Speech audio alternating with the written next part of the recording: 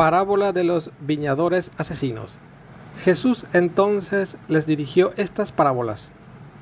Un hombre plantó una viña, la rodeó de una cerca, cavó en ella un lagar y construyó una casa para el celador. La alquiló después a unos trabajadores y se marchó al extranjero.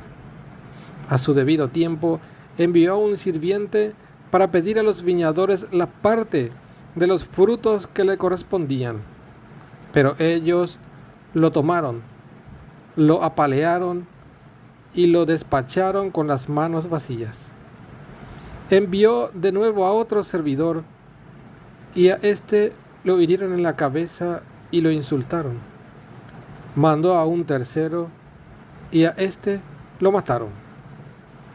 Y envió a muchos otros, pero a unos los hirieron y a otros los mataron. Todavía le quedaba uno. Ese era su hijo muy querido. Lo mandó por último, pensando: a mi hijo lo respetarán. Pero los viñadores se dijeron entre sí: este es el heredero, la viña será para él. Matémosle y así nos quedaremos con la propiedad. Tomaron al hijo, lo mataron y lo arrojaron fuera de la viña.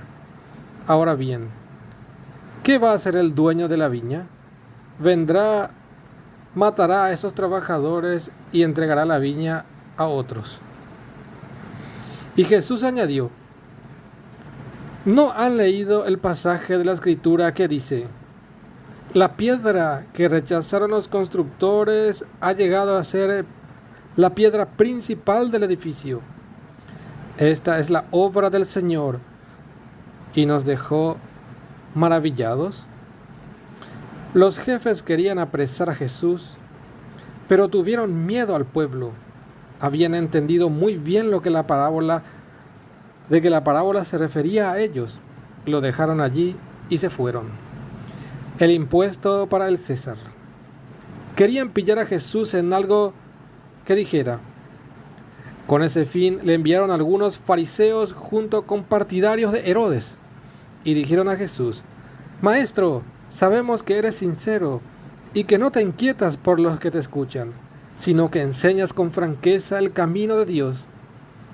Dinos, ¿es contrario a la ley pagar el impuesto al César? ¿Tenemos que pagarlo o no? Pero Jesús vio su hipocresía y les dijo: ¿por qué me ponen trampas?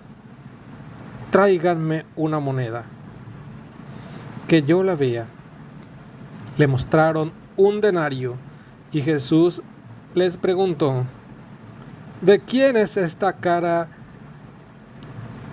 y lo que está escrito? Ellos le respondieron: del César. Entonces Jesús les dijo: devuelvan al César las cosas del César y a Dios lo que corresponde a Dios. Jesús los dejó muy sorprendidos. ¿Resucitan los muertos?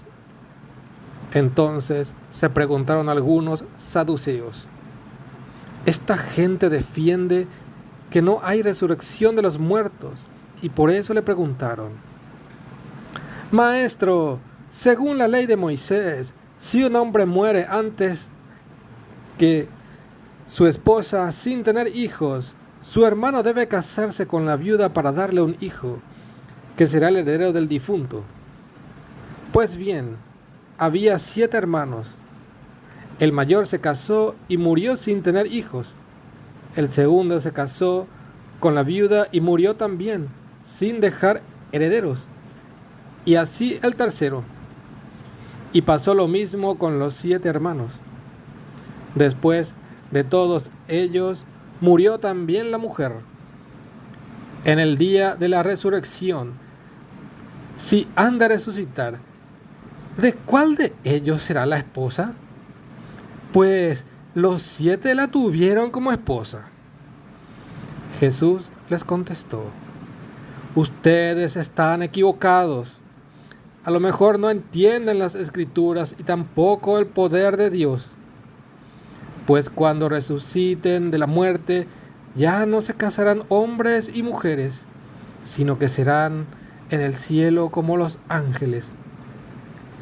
Y en cuanto a saber si los muertos resucitan, ¿no han leído en el libro de Moisés, en el capítulo de la zarza, como Dios le dijo: yo soy el Dios de Abraham, el Dios de Isaac y el Dios de Jacob? Dios no es un Dios de muertos, sino de vivos. Ustedes están muy equivocados.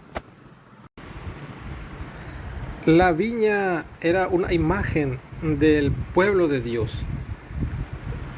Cuando se habla el hijo y la herencia, estas son palabras decisivas. Quiere decir que ha llegado la hora en que Dios visita a su pueblo en la persona de su hijo.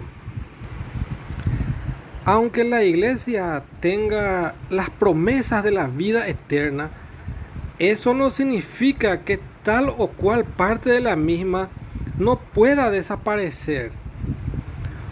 Hoy está prácticamente ausente en países y en ambientes sociales que contaban con numerosas comunidades en el pasado. Si la iglesia deja de ser el lugar donde hay más obediencia a Dios, más empeño para salvar a los que buscan, los que se hicieron dueños de la viña se encontrarán algún día con las manos vacías. Con respecto a los fariseos, Jesús tiene ante sí a los representantes de dos grupos que mantienen una posición contraria respecto a la sumisión al emperador romano. Si dice que hay que pagar el impuesto al César, es decir, al emperador, los fariseos nacionalistas lo desacreditarían ante el pueblo. Si dice que no hay que pagarlo, los herodianos, aliados de los romanos, lo harían condenar. El relato muestra la habilidad de Jesús para escapar a la trampa. Jesús anunció la ruina de Jerusalén. No podía dejar de ver que las tensiones iban en aumento entre las diversas facciones de su pueblo.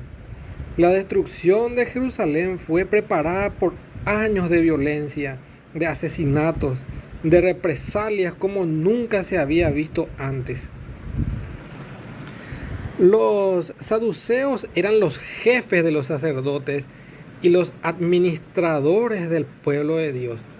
No creían en cosas espirituales ni en la resurrección.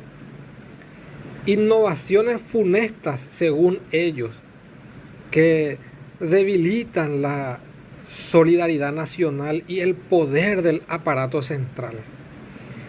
En la Biblia solo daban importancia a los 5 primeros libros, donde se habla mucho de los sacerdotes y nada se dice sobre la otra vida. La resurrección es mucho más que la supervivencia de algo de nosotros. Es una transfiguración de toda nuestra persona. Vamos a renacer de Dios mismo, como podemos ver en Lucas 20, verso 36.